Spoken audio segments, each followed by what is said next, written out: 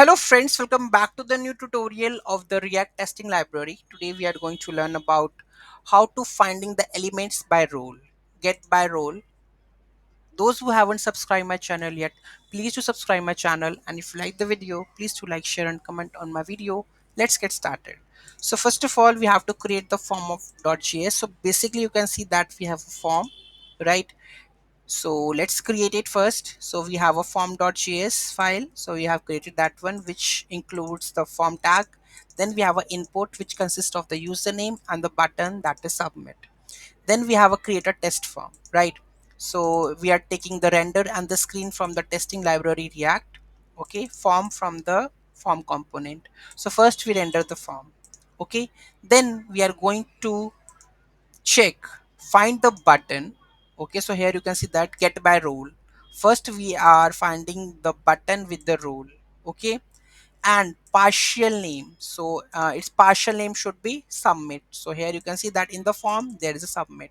So we are checking at the same moment. Okay, if it is there, that means if the element is found in the DOM, then we are asking that expect submit button. If it is there, then it's to be in the document. Okay, so we are passing the test cases that it exists and the name is exactly the same.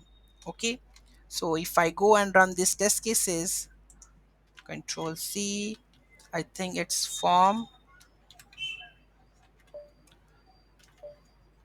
test.js. I think it's gonna be true because they have the submit button title, I guess. So okay, if I do something like this, then definitely it's throw the error. Why? Because the submit button is not there, because here the text is different one. So here we are defining by the role. So button is a role, and the text here you can see that. So we are not like using the get text by some. Okay, so here we are defining by the role and button. Okay, and the name. Okay, so whatever the name we have, we are searching. If it is there, then we are passing the text. If not, then we are rejecting the text cases. Let's do the reverse this one, and here you can see the test cases is passed. Okay, very easy, very simple. Any doubt, any query in that, to let me know in the comment section. There is one thing that I let you know here. So if you are thinking about the ARI role, you need to be very much specified. So this how screen get by role enables finding elements based on their AI role. Okay, providing more semantic approach than just text content.